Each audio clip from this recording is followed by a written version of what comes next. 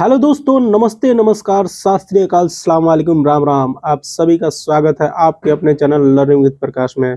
तो फ्रेंड, आज हम लोग सीखेंगे कि नैतिक विकास का सिद्धांत क्या होता है, कौन कौन सी टॉपिक्स हैं, कोहलबर्ग ने कौन कौन सी अवस्थाएं दी हैं, क्या उनकी चरणों के बारे में बताया है, कौन सी कहानियां बताई हैं।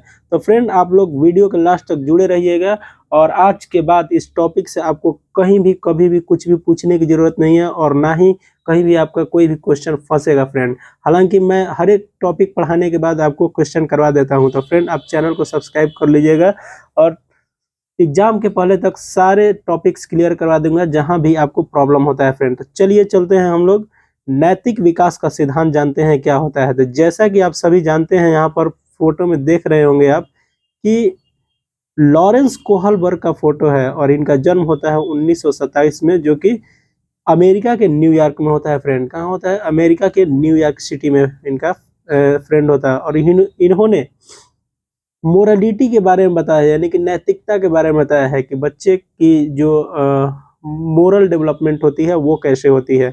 तो फ्रेंड, चलिए आज सारे नैतिकता से संबंधित जितने भी प्रश्न आते हैं हमारे पेपर में और नैतिकता से संबंधित जितनी भी आपके टॉपिक्स, जो भी चीज़ें आपको जहाँ डिस्टर्ब करती है, उसको हम लोग आज पूरे तरीके से ख़त्म करेंगे फ्रेंड।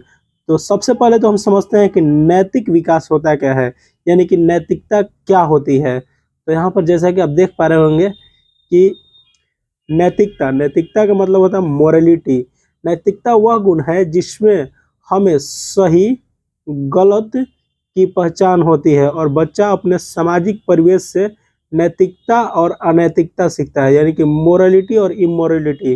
ठीक है, यहाँ समाज निर्धारित नियमों के अनुसार चलना ही नैतिकता कहा जाता है। कहने का मतलब यह है कि जो समाज ने बनाया है, ठीक है, उसके अनुसार ही चलने का जो नियम बनाया गया है उसको हम लोग नैतिकता कहते हैं। उचित या अनुचित व्यवहारों को देखकर उसी अनुरूप किए गए आचरण की क्षमता को नैतिक विकास कहा जाता है।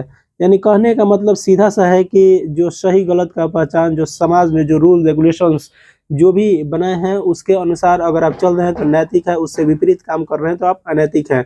तो कोहलबर्ग का इस पर क्या मानना है फ्रेंड?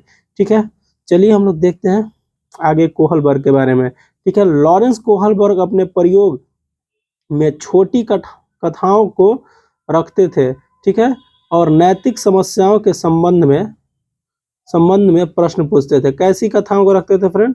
यहाँ पर छोटी छोटी कथाओं को रखते थे, जो कि अभी आपको बताऊंगा कि उनका प्रसिद्ध एक छोटी कथा है। लघु मतलब होता है छोटी, ठीक है, प्रसिद्ध कथा है जिसके बारे में यहाँ पर इस वीडियो में आप लोग जानेंगे और आप लोग सुने भी होंगे कि हिंज से रिलेटेड एक क्वेश्चन आता है। ठीक है फ्रेंड, तो आज हिंज की कहानी हम लोग जानते हैं कि हिंज की कहानी होती एक्चुअल में क्या थी। ठीक है, देखिए, यूरोप की एक महिला मौत के कगार पर थी। डॉक्टरों ने कहा कि एक दवाई जिसमें शायद उसकी जान बच जाए। ठीक है, वह दवाई एक तरीके का क्या था फ्रेंड? तो रेडियम था। कभी कभी दूसरे एग्जामिनेशन में पूछा है कि वह दवाई कौन सी कैसी दवाई थी, तो वो एक तरह का रेडियम था फ्रेंड। ठीक है, जिसकी खोज उस शहर के फार्मासिस्ट ने तभी की थी, मतलब उसी वक्त नया दवाई का खोज हुआ था। ठीक है, दवाई बनाने का खर्च ज्यादा था। दवाई वाला उस खर्च का कितना मांग रहा था? 10 गुना ज्यादा पैसा मांग रहा था।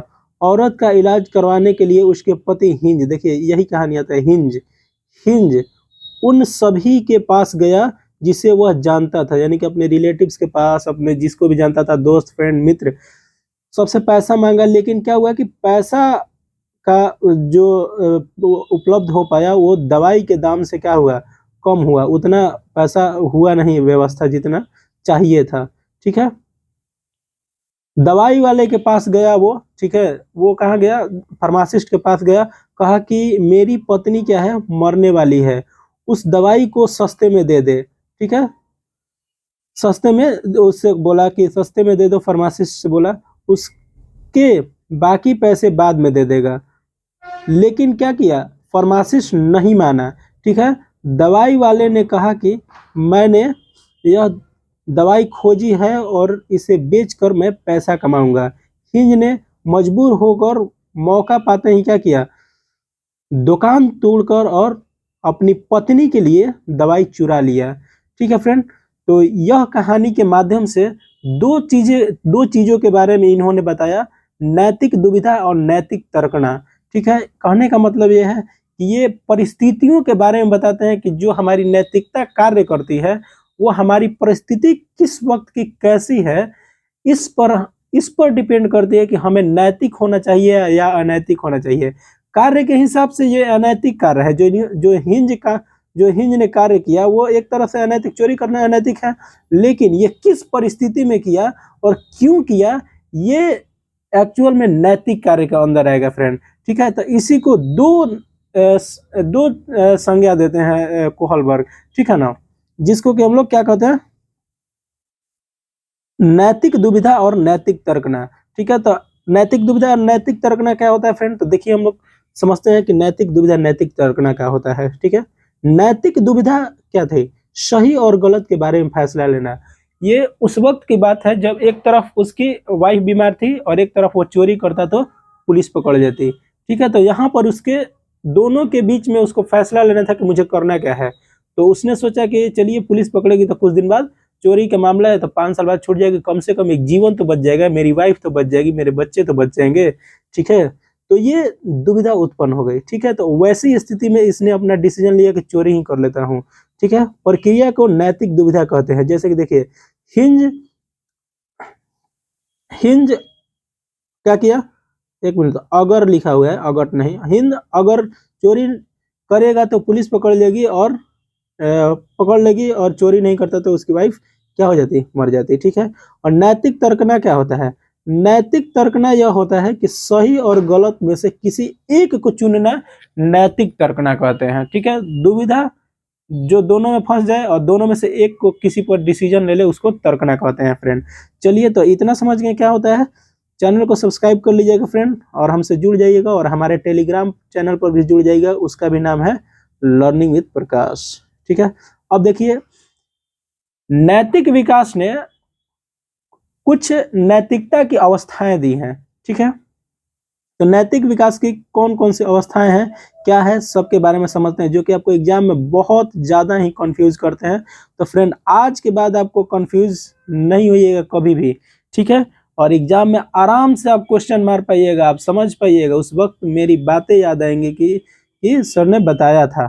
ठीक है, देखिए कोहलबर्ग ने नैतिक विकास के कितने अवस्थाओं के बारे में बोला है, तो यहाँ देखिए 6 अवस्थाओं के बारे में वर्णन किया है और दो अवस्थाओं को एक साथ रखकर 3 स्तर बनाए हैं। ठीक है, यानी कि तीन स्टेजेस बनाए हैं और 6 चरण बनाए हैं। ठीक है, 6 अवस्थाएं बताए हैं। ठीक है, पहला स्टेज जो होता है हमारा पूर्व परंपरागत। अब पूर्व परंपरागत को हम लोग याद कैसे रखेंगे, परंपरागत का मतलब होता है कि जो पहले से चला आ रहा है।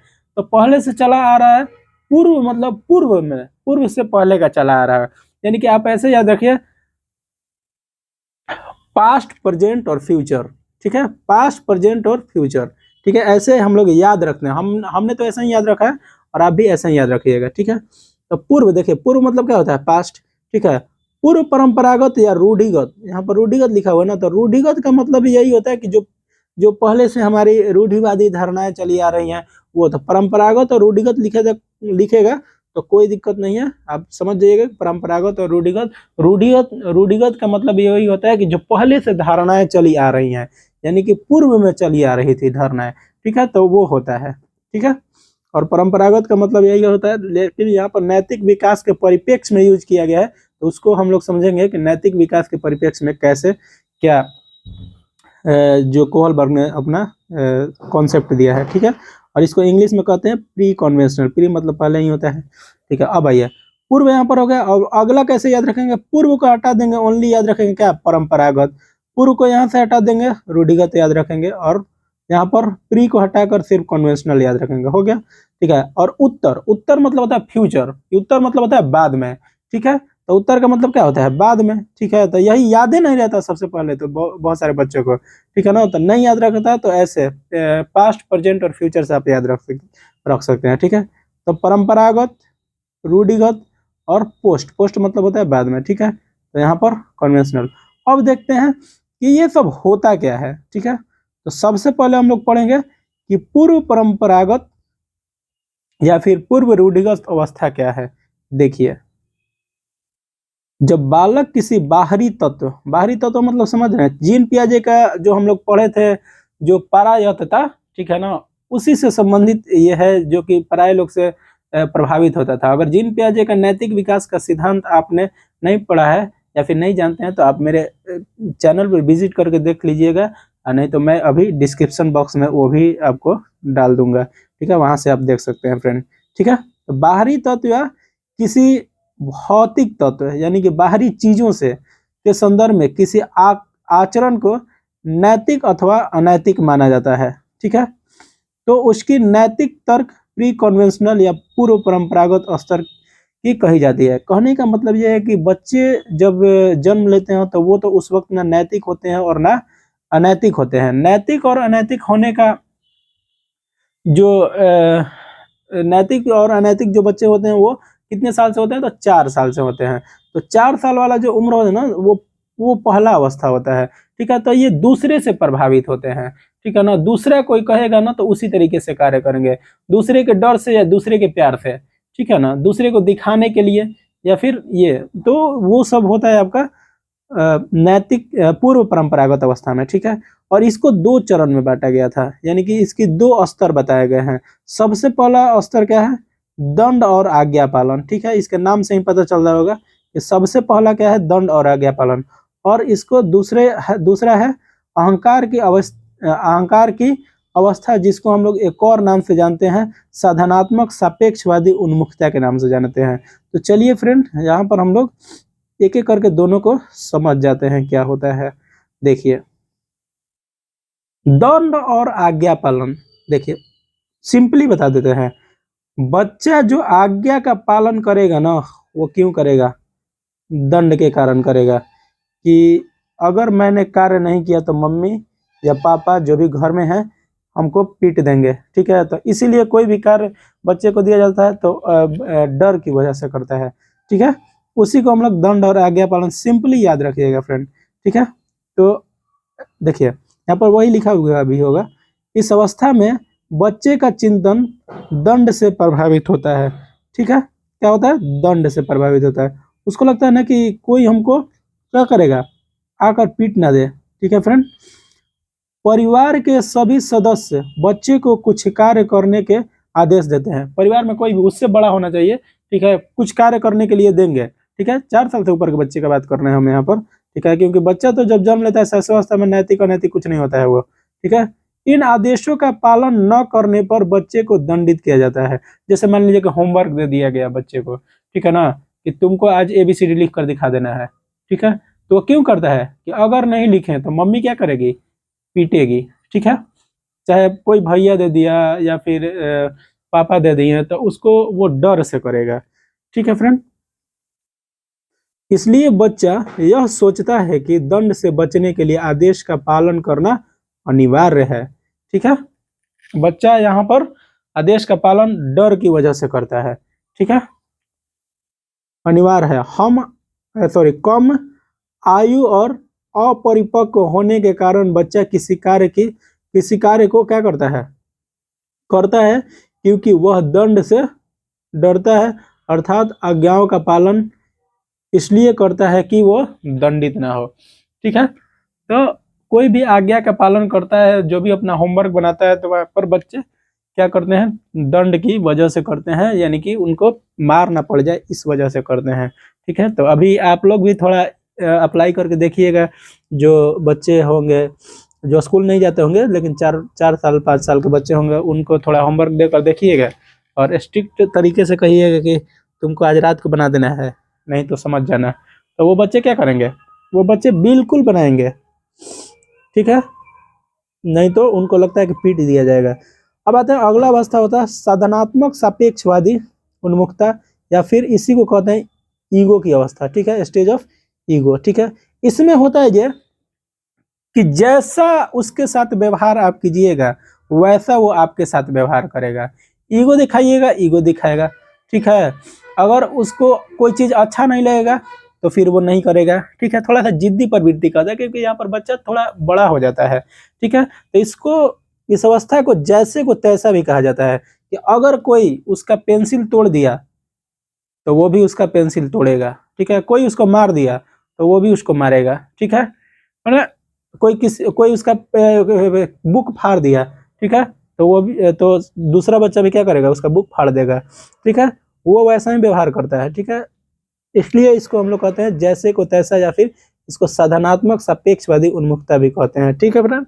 चलिए, दो समझ गए, धीरे धीरे हम करके सारा समझ जाएंगे। और आज के बाद तो आपको कोई प्रॉब्लम, देखिए पेंसिल वाला भी एग्जाम्पल बताएं आपको, कि कोई किसी का पेंसिल तोड़ दे तो वो भी आपका क्या कर देगा, तोड़ देगा, ठीक है। अब आते हैं दूसरा आता है प्रेजेंट पर, ठीक है। प्रेजेंट का कहने का मतलब यह है कि परंपरागत, ठीक है, इसमें से पूर्व हट गया है, ठीक है ना। इसमें से पूर्व हट गया है, क्या है, परंपरागत या रूढ़िगत नैतिक अवस्था। देखिए, इसको भी दो उप अवस्थाओं में बांटा गया है।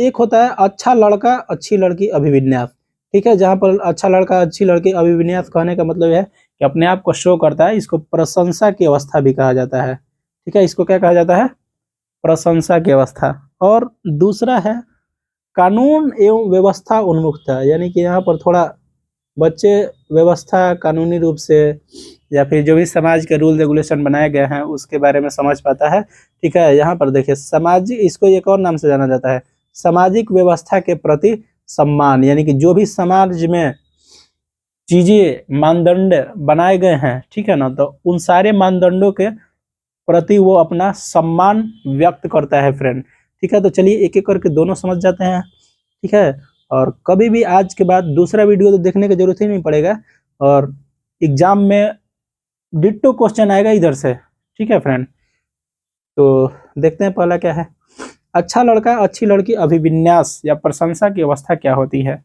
इस अवस्था में बच्चा जो भी करता है वह दूसरे लोगों के द्वारा उसकी प्रशंसा करने के लिए करता है। यानी कि देखिएगा, जब बच्चा यहाँ पर 8 से 12 साल के अंदर जो बच्चा होगा ना, 7-8 साल का जो बच्चा होगा, वो जब वहां पर आप जाइएगा कि उसके घर, ठीक है ना, एज ए गेस्ट, या फिर आप अपने रिश्तेदार के यहाँ जाइए, तो इस उम्र का बच्चा जो आपके पास आकर और क्या करेगा, बहुत ज्यादा सक्रिय रूप से दिखाएगा कि आंटी ये देखिए, अंकल ये देखिए, मैंने ये फिगर बनाया है, मैंने ये ड्राइंग किया है, मेरे स्कूल में फर्स्ट डिवीजन मिले हैं, मेरे स्कूल में इतना ग्रेड मिला है, उनको ये नहीं होता है, मुझे बहुत आता है, ठीक है ना। इस तरीके का बच्चा वो करता है, वो इसलिए करता है ना कि आप उसकी पसंद है, वाह बेटा वाह, है वाह, तुमने तो बहुत अच्छा काम किया है, तुमको वाह इतना नंबर 99.9%, ठीक है ना। तो ऐसे उसको अंदर से बहुत खुशी मिलती है, ठीक है ना, जब प्रशंसा किया जाता है। तो वो आपको दिखाने के लिए एक्चुअल करता है, ठीक है ना, वो उम्र ही ऐसा है, ठीक है। इसी को हम लोग कहते हैं कि प्रशंसा की अवस्था। या फिर आपको ये बड़ा अच्छा लड़का है आपका, या फिर बड़ी अच्छी लड़की है आपकी, बहुत पढ़ने में तेज है, वाह, ठीक है ना। तो ये सब चीजें, ये उम्र होती हैं, ठीक है। और ये होती है कोहलबर्ग के नैतिक विकास के तीसरे चरण में, ठीक है। तीसरे चरण यानी कि दूसरे का पहला में, ठीक है। इस व्यवस्था में बच्चे उन्हीं व्यवहारों को उचित नैतिक मानते हैं जिनके लिए वे परिवार, स्कूल, पड़ोस, मित्र मंडली प्रशंसा प्राप्ति करता है, ठीक है। कोई भी प्रशंसा करेगा। इस प्रकार हम कह सकते हैं कि इस अवस्था में बच्चे चिंतन का स्वरूप समाज और उसके परिवेश से निर्धारित होते हैं। सही है, चिंतन और उसके परिवेश निर्धारित करेंगे ना, कि जितने बच्चे को समाज से, परिवेश से प्रशंसा मिलेगी, उतना ही ज्यादा सक्रिय रूप से कार्य करेंगे। या स्कूल हो चाहे कहीं भी हो, स्कूल में भी शिक्षकों को थोड़ा प्रशंसा बच्चों को कर देना चाहिए, ताकि बच्चों में प्रोत्साहन उत्पन्न हो और बच्चे क्या करें, प्रोत्साहित हों, और प्रोत्साहित होकर सक्रिय रूप से अपनी कोई भी कार्य में अपनी भागीदारी निभा सकें, ठीक है फ्रेंड। तो चलिए चलते हैं, नेक्स्ट क्या है। नेक्स्ट है चरण 2, यानी कि दूसरा का दूसरा कानून एवं व्यवस्था, या फिर सामाजिक व्यवस्था के सम्मान की अवस्था, ठीक है। यहाँ पर कानून और व्यवस्था की बातें समझने लगता है, बच्चा समझता है कि आपने गलती किया है तो आपको सजा मिलना चाहिए, ठीक है। किस परिस्थिति में किया है ये नहीं समझता है बच्चा, लेकिन आपने गलती किया तो आपको सजा मिलना ही चाहिए, जैसे कि हम लोग पियाजे के सिद्धांत में भी पहले पढ़ चुके हैं। ठीक है, तो ये चौथा अवस्था होता है।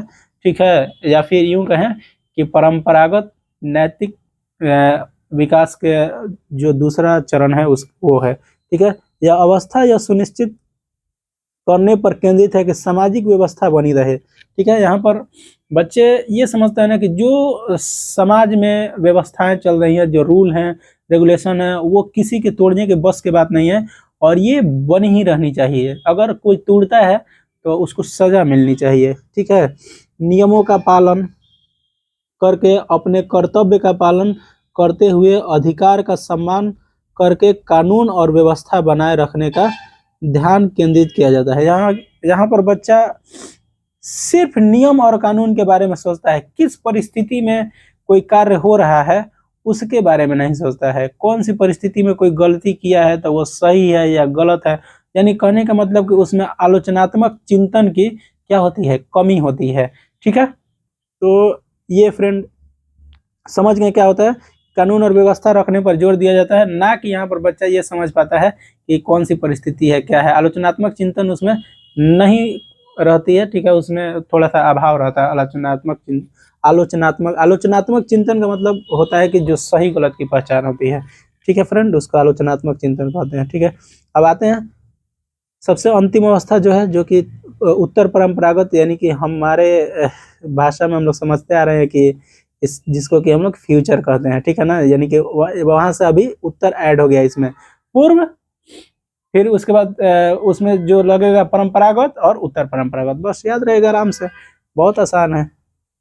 ठीक है, जब भी हम ऑफलाइन कोचिंग पढ़ाते हैं ना तो बच्चा कहता है कि सर याद कैसे रहेगा, तो याद करने का तो यही तरीका है।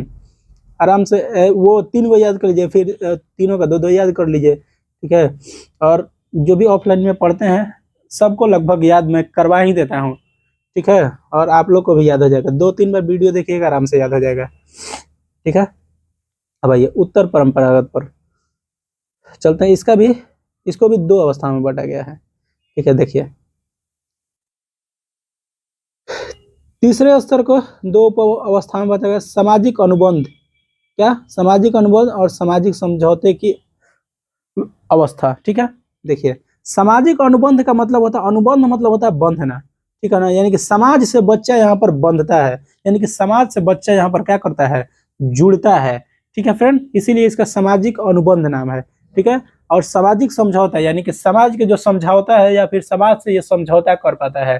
समाज से समझौता करने से तात्पर्य हमारा है कि जो भी समाज में चीजें चल रही हैं, चाहे सही हो या गलत हो, ठीक है ना, कोई भी चीज है, यहाँ पर जैसे ही समाज से ये बच्चा जुड़ता है ना, तो जहाँ पर देखता है कि सब लोग जो कार्य कर रहे हैं ना वो सही है, चाहे वो गलत ही काम क्यों ना हो। ठीक है ना, 10 आदमी उसको वोट दे दिया कि नहीं नहीं सही है सही है, तो बच्चा भी समझेगा कि सही है।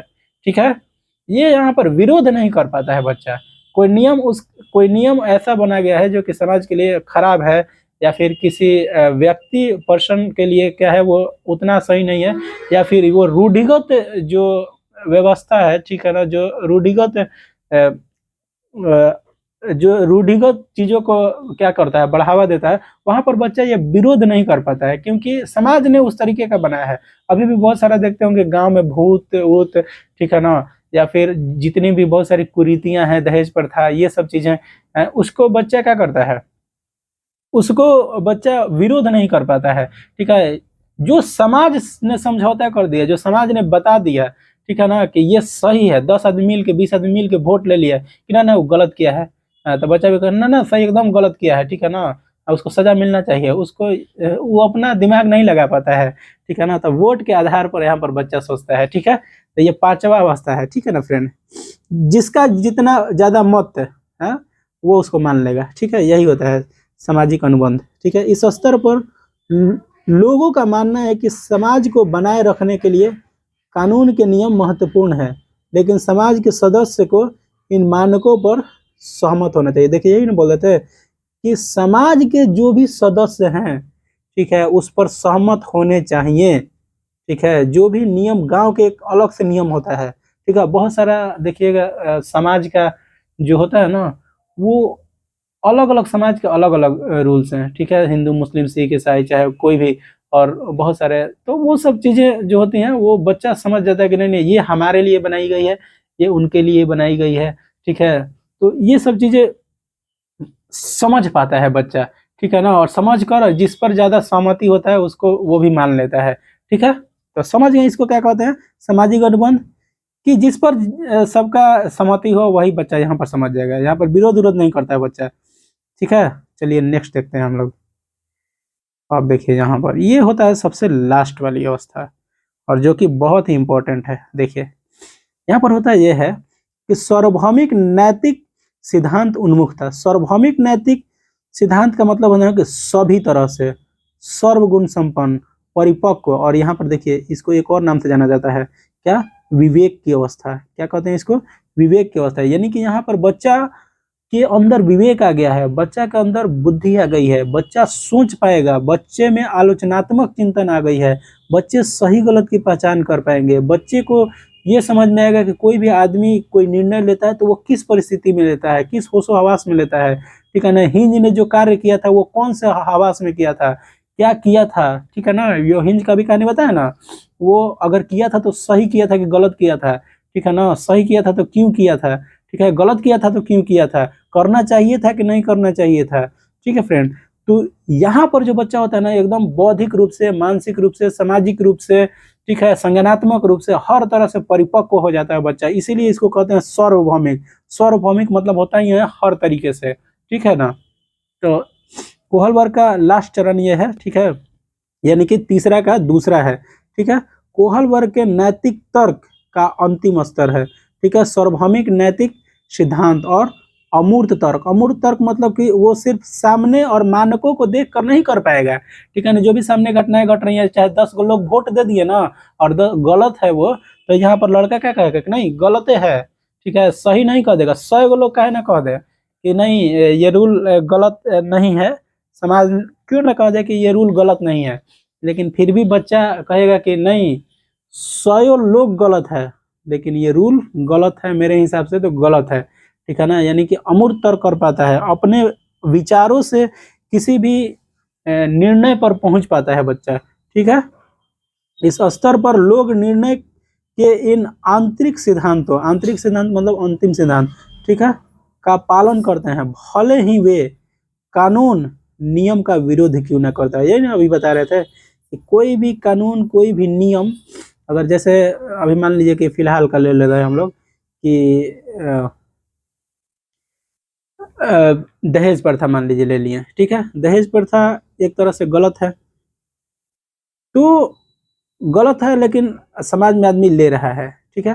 तो जब ले रहा है ये सब चीजें तो बच्चा यहाँ पर समझेगा तो क्या कहेगा कि नहीं ये गलत धारणा है भाई, शादी करने के लिए लेना क्या है, जब उसके पिता ने भी उतना ही पैसा लगाया है और हमारे पिता ने भी पढ़ाने में उतना ही पैसा लगाया है, ठीक है, तो दोनों तो बराबर है, ठीक है, दोनों बराबर है तभी बराबरी में शादी कर लेते हैं, ठीक है। ये सब चीजें जो धारणाएं है ना, ये सब चीजें बच्चा यहाँ पर विवेक की अवस्था में ये सब समझने लगता है, ठीक है। जब दोनों बराबर है तो फिर पैसा किस बात का, इस बात का पैसा कि सिर्फ आप लड़का है इस बात का पैसा है, ठीक है, तो ये तो गलत धारणा है, ठीक है। तो ऐसे ये सब चीजें यहाँ पर बच्चे समझ पाते हैं, यानी कि सार्वभौमिक रूप से उनमें नैतिकता आ जाती है। नैतिकता का मतलब आप समझ रहे हैं, मोरलिटी होता है, ठीक है, सोचने समझने की क्षमता होती है, सही गलत की पहचान होती है, चिंतन होती है। तो ठीक है फ्रेंड, आज हमारा ये टॉपिक कंप्लीट होता है, और ऐसे ही टॉपिक्स के लिए ऐसे ही हमारे क्लास से जुड़ जाइए आप।